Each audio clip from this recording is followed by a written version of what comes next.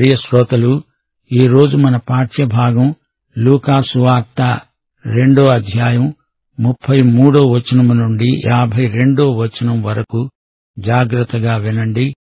యోసేపు, యేసు తల్లి ఆయనను గూర్చి చెప్పబడిన మాటలు విని ఆశ్చర్యపడ్డారు. సుమయోను వారిని ఆశీర్వదిస్తూ అన్నాడు, ఇదిగో, అనేకుల హృదయాలోచనలు బయలుపడునట్లు ఇశ్రాయేలులో అనేకులు పడడానికి, తిరిగి లేవటానికి వివాదాస్పదమైన గుర్తుగా ఈయన నియమించబడి ఉన్నాడు. నీ హృదయములోనికి ఒక ఖడ్గము దూసుకొని పోతుంది. ఈ మాటలు సుమయోను యేసు తల్లి అయిన మరియను ఉద్దేశించి పలికాడు. ఆషేరు గోత్రికురాలు, పనూయేలు కుమార్తె అయిన అన్నా అనే ఒక ప్రవక్త్రి ఉన్నది. ఆమె కన్యాత్వము మొదలుకొని 7 ఏండ్లు పెనిమిటితో సంసారము చేసి బహుకాలము గడిచినదై 84 సంవత్సరాలు విధవరాలై ఉండి దేవాలయమును విడువక ఉపవాస ప్రార్థనలతో సేవ చేస్తూ ఉన్నది.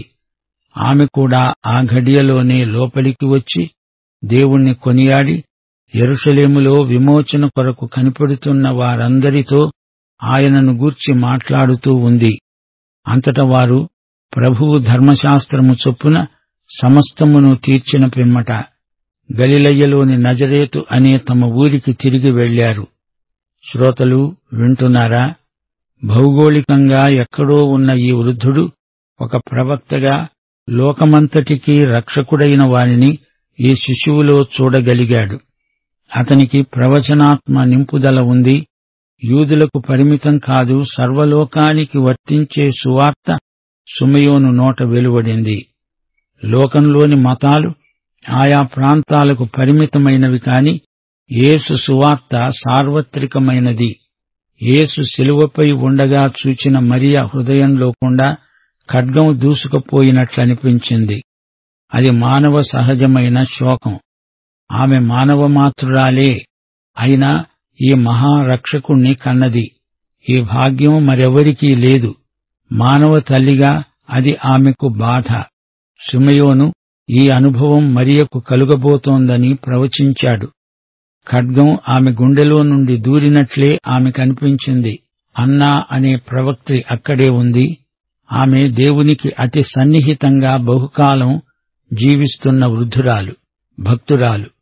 దేవుని కుమారుణ్ణి ఆమె ఇట్టే గుర్తుపట్టింది. ఇడుగో, నా మెస్సియా రానే వచ్చాడు అంది. ఆమె దేవునికి కృతజ్ఞతాస్తుతులు సమర్పించింది. ఆమె కూడా స్తుతిగీతం పాడింది. శ్రోతలు, క్రీస్తుపూర్వం 8వ శతాబ్దంలో ఇశ్రాయేలు 10 గోత్రాలను అష్షూరు రాజ్యం చెరగొనిపోయింది. వారు ఇశ్రాయేలు భూమికి తిరిగి రాకుండా ఉత్తరాదికి వలసపోయారు. అయితే ఒకటి జరిగింది. చెర తరువాత వచ్చిన వారిలో 10 గోత్రాల తాలూకు ప్రజలందరూ ఉన్నారు. ఈ అన్నా ప్రవక్త్రి ఆషేరు గోత్రికురాలు. ఈమె ఆ 10 గోత్రాలలో ఒక గోత్రానికి చెందిందే. యేసు బాలుడు ఈజిప్టుకు కొనిపోబడినట్లు మత్తయి సువార్తలో చెప్పబడింది. మత్తయి యేసును రాజుగా చూపితే లూకా యేసును పరిపూర్ణ మానవుడుగా చూపుతున్నాడు. అందుకే జ్ఞానుల యాత్రను లూకా ప్రస్తావించలేదు. జ్ఞానులకు యూదుల రాజును చూడాలని ఉత్కంఠభరితమైన కోరిక, అదొక దీక్ష. అయితే లూకా గ్రీకు వారికి యేసును పరిపూర్ణ మానవుడుగా చూపుతున్నాడు. యేసు బాలుడు వయస్సునందు ఎదుగుతున్నాడు, భౌతికమైన ఎదుగుదల. ఆత్మయందు ఎదుగుతున్నాడు, ఆధ్యాత్మిక అభివృద్ధి. జ్ఞానములో ఎదిగాడు, మానసికమైన ఎదుగుదల. యేసు సర్వతోముఖంగా ఎదిగాడు అని డాక్టర్ లూకా చెబుతున్నాడు. దేవుని కృపలో యేసు బాలుడు చక్కగా ఎదుగుతున్నాడు. ఆయన ఎదిగి బలము పొందుతూ ఉన్నాడు. 41 నుండి 52వ వచనం వరకు పస్కా పండుగప్పుడు ఆయన తల్లిదండ్రులు ఏటేటా యెరూషలేముకు వెడుతూ ఉండేవారు. ఆయన 12 ఏండ్లవాడై ఉన్నప్పుడు ఆ పండగను ఆచరించడానికి వాడుక చొప్పున వారు యెరూషలేమునకు వెళ్లారు. ఆ దినములు తీరిన తరువాత వారు తిరిగి వెళ్లుతూ ఉండగా బాలుడైన యేసు యెరూషలేములో నిలిచిపోయాడు. ఆయన తల్లిదండ్రులు ఆ సంగతి ఎరుగక ఆయన సమూహములో ఉన్నాడని తలంచి ఒక దినప్రయాణము సాగిపోయి తమ బంధువుల్లో నెలవైన వారిలో ఆయనను వెదుకుతూ ఉన్నారు.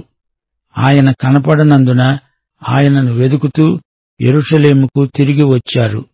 3 దినములైన తరువాత ఆయన దేవాలయములో బోధకుల మధ్య కూర్చుండి వారి మాటలను ఆలకిస్తూ వారిని ప్రశ్నలు అడుగుతూ ఉండగా చూచారు. ఆయన మాటలు విన్నవారందరూ ఆయన ప్రజ్ఞకు ప్రత్యుత్తరములకు విస్మయమొందారు. ఆయన తల్లిదండ్రులు ఆయనను చూచి మిక్కిలి ఆశ్చర్యపడ్డారు.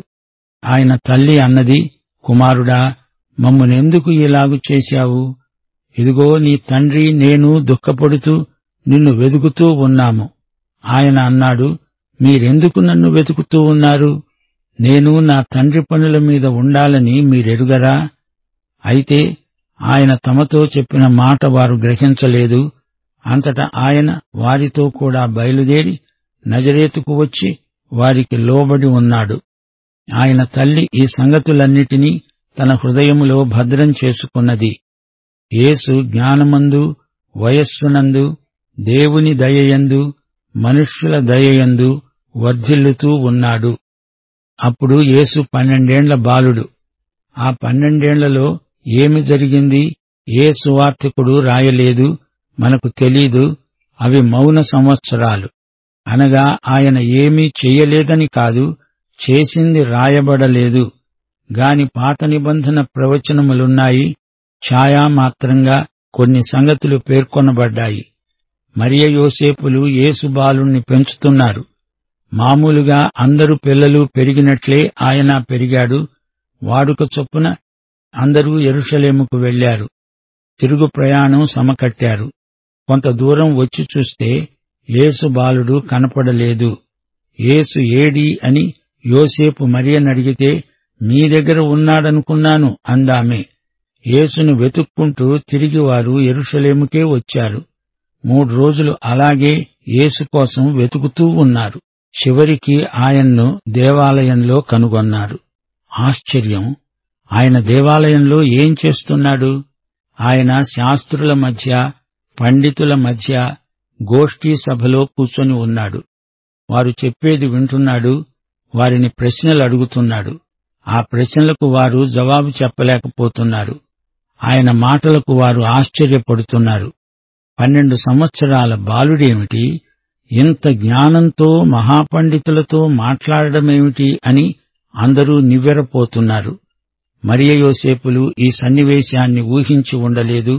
ఆయన అన్నాడు, నేను నా తండ్రి పని మీద ఉన్నాను, ఇది మీకు తెలియదా? యేసు తండ్రి ఎవరో యోసేపునకు తెలుసు. తాను యేసుకు తండ్రి కాడు. యేసు దేవుని కుమారుడు. నా పరలోక తండ్రి పని మీద నేనున్నాను అంటున్నాడు యేసు. మరియకు ఈ మాటల అంతర్భావం బొత్తిగా బోధపడలేదు. ఈ మాటలను ఆమె హృదయంలో భద్రపరుచుకుంది. యేసు మరియ యోసేపులతో నజరేతుకు వెళ్లాడు. తల్లిదండ్రుల క్రమశిక్షణకు తనను తాను లోబరుచుకున్నాడు, విధేయుడయ్యాడు. ఈ రోజుల్లో యువకులు యేసు మాదిరిని అనుసరించటం వారికెంతో మేలు. తల్లిదండ్రులకు, పెద్దలకు విధేయులైన యువతీ యువకులను దేవుడు ఆశీర్వదిస్తాడు. అనుభవం లేని యువతీ యువకుల తెలివి సమతూకం లేక అటో ఇటో ఒరిగిపోతుంది. దేవుని కుమారుడైన ఈ యేసుబాలుడు తనను పెంచిన మరియ యోసేపులకు విధేయుడయ్యాడు. మానవుడై జన్మించిన యేసు సంపూర్ణ వ్యక్తిత్వ పరిపక్వత దిశగా జ్ఞానమందు, వయస్సునందు ఎదుగుతున్నాడు. అంతేకాదు, సాంఘిక సంబంధాలలో ఆధ్యాత్మికంగా యేసు బాలుడు ఎదుగుతూ ఉన్నాడు. యేసు పుట్టుక ఎలాంటి ప్రభావం చూపెట్టిందో గుర్తించండి. కైసరు రాజకీయాలు, దేవదూతల బృందగానం, సాధారణ వ్యక్తుల చర్యలు ఇవన్నీ యేసు పుట్టుకకు సంబంధపరచబడి ఉన్నాయి. ఇది గొప్ప అద్భుతం. కాపరులు అంటే వారిని సమాజంలో ఎవరూ ఖాతరు చెయ్యరు. అయితే మెస్సియా జన్మ సందేశాన్ని ప్రకటించడానికి దేవుడు వారిని ప్రత్యేకంగా ఏర్పరచుకున్నాడు. ఆయన రాకడ ప్రభావం ఆరాధికుల మీదనే కాదు, మహాపండితుల మీద కూడా పడింది. దేవదూతల స్తుతిగానాలకు యేసు పాత్రుడు. సంగీతం యేసును మహిమపరిచింది. లూకా రచన యేసును గురించి, యేసు వాంగ్మయాన్ని స్పృశించాడు, సత్యము జ్ఞానము ఆయనయందే గుప్తమై ఉన్నాయి. బోధకుల ప్రబోధాలలో ఆయనే కేంద్రాకర్షణ. ఆయన మానవతలో సర్వతోముఖమైన వికాసముంది.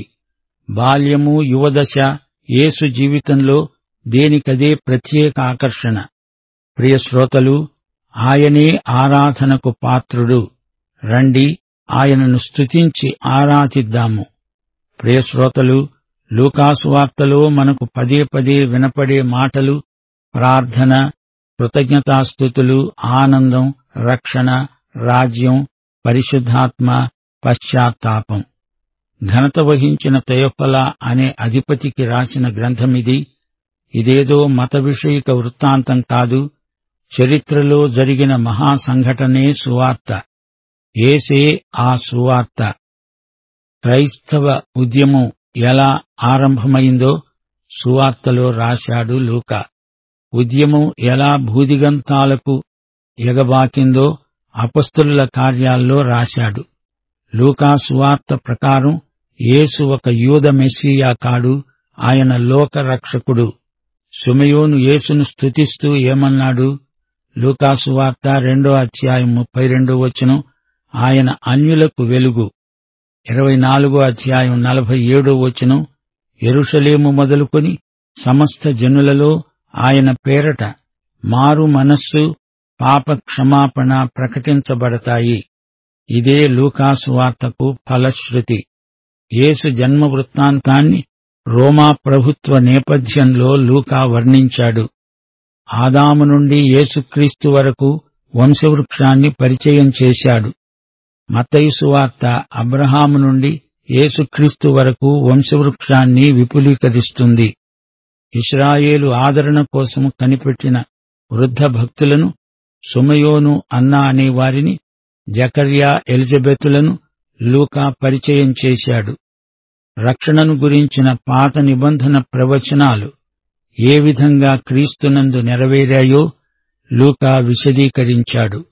లూకాసు వార్తలో కీలక వచనం 19:10 నశించిన దానిని వెదకి రక్షించడానికి మనుష్య కుమారుడు వచ్చాడు. లూకాసు వార్తలో యేసు ప్రత్యక్షం సమగ్రమై కానవస్తుంది. యేసు ప్రవక్త, సేవకుడు, మెస్సీయా, లోకరక్షకుడు. యేసు పరిపూర్ణ మానవుడు. మనుష్య కుమారుడు అనే బిరుదం ఈ సువార్తలో 26 సార్లు పేర్కొనబడింది. యేసు మానవత మానవ కుమారుడనే మాటలో వ్యక్తమవుతుంది. ఆయన దేవుని కుమారుడు. అది ఆయన దేవత్వం. సమస్త మానవతకు యేసే ప్రతినిధి. అదే సమయంలో ఆయన దేవుని ప్రతినిధి. యేసు మెస్సీయా, దావీదు కుమారుడు, శ్రమబాధితుడు, అక్రమకారులలో ఒకడుగా లెక్కించబడ్డాడు. యేసు మహిమపరచబడిన ప్రభువు. యేసు ప్రభువు అనే మాట లూకాసు వార్తలో 18 సార్లు వస్తుంది. అపొస్తలుల కార్యముల్లో 50 సార్లు కానవస్తుంది. ప్రభువు అనే బిరుదం యేసు పునరుత్థానం తరువాత ప్రాముఖ్యాన్ని సంతరించుకున్నది. అంతకుముందు ప్రభువైన యేసు అన్నప్పుడు ఆ మాటలో ఆయన దేవత్వము వ్యక్తమైంది. యేసు ప్రభువు దళితులకు, అణగద్రొక్కబడిన వారికి ఉద్ధారకుడు, రక్షకుడు. సమరయులను, అన్యులను యేసు ఎక్కువగా పరామర్శించాడు. బీదలను ఎంతగానో ఆదరించాడు. ఆయన దయ, కరుణ, అంతఃకరణ అమోఘమైనవి. లూకాసు వార్తలో 17 సందర్భాలలో పరిశుద్ధాత్మ పేర్కొనబడ్డాడు. బాప్తిస్మకుడైన యోహాను పుట్టుక, యేసు జన్మ, యోహాను ఆత్మపూర్ణుడై సేవ చేసిన వైనం, యేసు బాప్తిస్మం సమయంలో పరిశుద్ధాత్మ పావురాకారంలో ఆయన మీదికి వచ్చి వాలడం, ఆయన ఆత్మచేత అరణ్యమునకు కొనిపోబడ్డాడు. దేవుని ఆత్మ ఆయన మీద ఉన్నందున ఆయన మెస్సీయాగా ఆత్మపూర్ణుడై బహిరంగ సేవ చేశాడు. ప్రియశ్రోతలు, ఈ పాఠంలో మనము ఇశ్రాయేలు ఆదరణ అనే మాట విన్నాము. అనగా మెస్సీయా వచ్చి తన ప్రజలకు ఆదరణ చేకూరుస్తాడు అని అర్థం. సిమెయోను గీతం యేసు యొక్క సార్వత్రిక రక్షణను ప్రకటించింది. ఆయన ఇవ్వజూపిన రక్షణను అందరూ అంగీకరించరు, కొందరు తిరస్కరిస్తారు. ఆయన వివాదాస్పదమైన గుర్తు. యేసును వ్యతిరేకించేవారు చిట్టచివరికి ఆయనను సిలువ వేస్తారు అని కూడా సుమయోను ప్రవచించాడు. సిలువ చెంత నిలిచిన మరియ హృదయం ఖడ్గంతో పొడిచినంతగా శోకం చెందుతుంది. యేసు యొక్క సంపూర్ణ మానవతను లూకా ప్రస్తావించాడు. ధర్మశాస్త్రం ప్రకారం ప్రతి యూద పురుషుడు పస్కా పండుగకు, పెంతెకొస్తు పండుగకు, పర్ణశాలల పండుగకు యెరూషలేముకు తప్పకుండా వెళ్ళాలి. ప్రతి యూద బాలుడు తన 12వ ఏట ధర్మశాస్త్ర పుత్రుడవుతాడు. అప్పటి నుండి ధర్మశాస్త్రోక్తమైన విధి విధానాలను ఆచరించటం మొదలు పెడతాడు. గ్రామస్తులు యెరూషలేముకు యాత్ర చేసేటప్పుడు గుంపులు గుంపులుగా సార్ధవాహంగా పయనించడం పరిపాటి.